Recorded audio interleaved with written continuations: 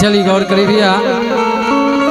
आई हम व्यास चंचल मुकेश यादव सभी के सामने माँ मनसा स्टूडियो के माध्यम से जेकर प्रोप्राइटर हमारे माननीय सूरज भैया बानी,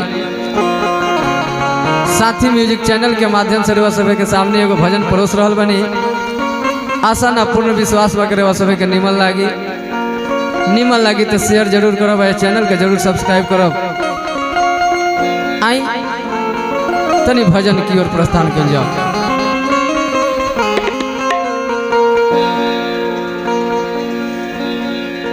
कि मत करो गुमान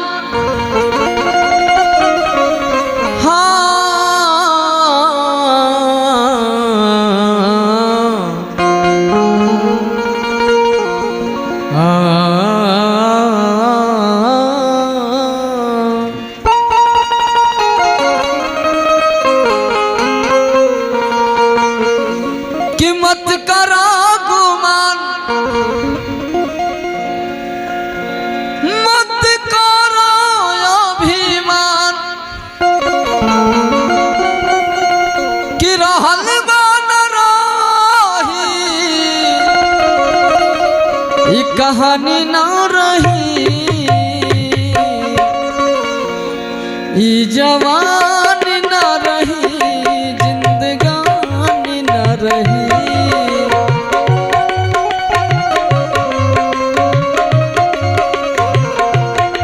ई जवानी ना रही, जिंदगानी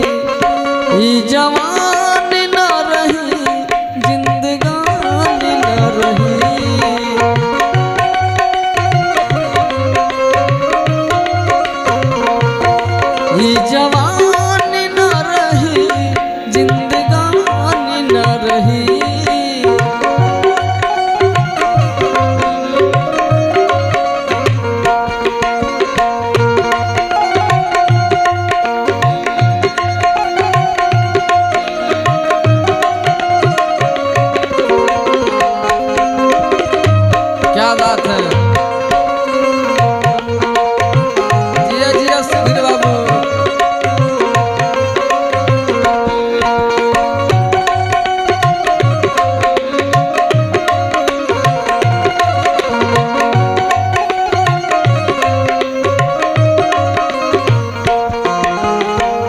आज ही दुनिया पूरा हम में हर जगह लड़ाई करता। हम बड़का तो हम बड़का, लेकिन के करा लगी के करा करेला हर झगड़ा लड़ाई। एही जे रही जाई कुछ संगे ना जाई।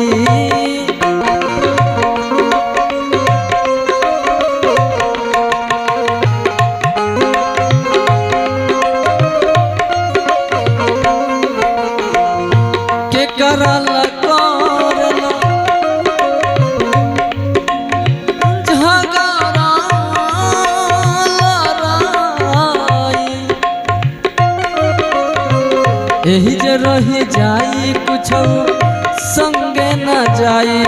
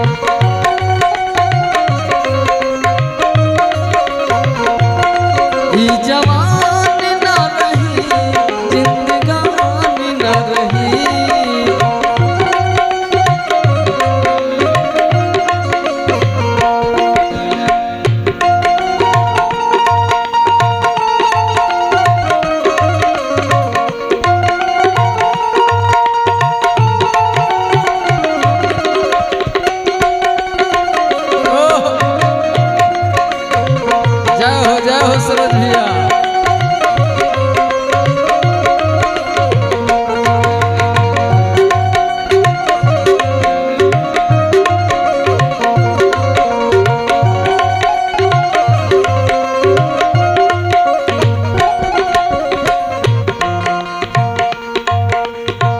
जुल्म कर बती न जाई धन धर्म वंश मन बना देख लो रावण करो कंस।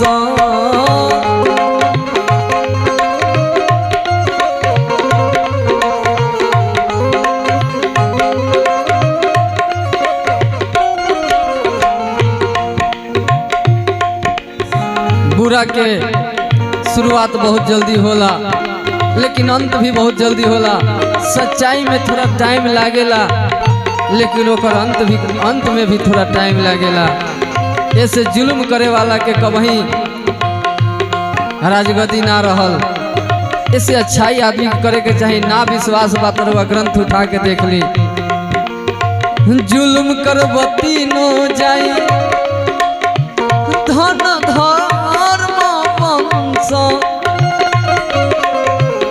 मन बन देख लो रावण करो कंस।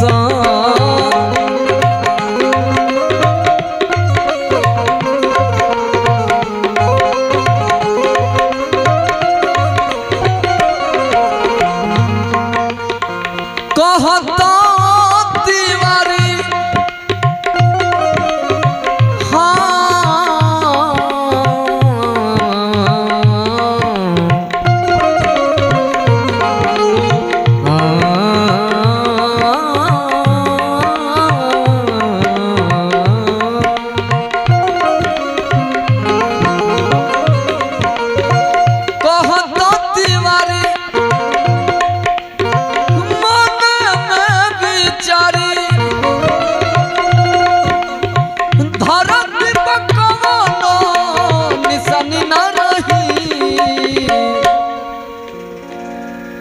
ई जवानी ना रही।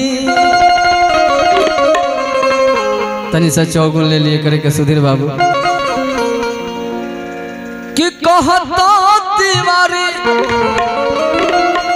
अरे मन में बिचारी कि जब धरती पर कवनो हर निशानी ना रही हर जवानी ना रही जिंदगानी ना रही।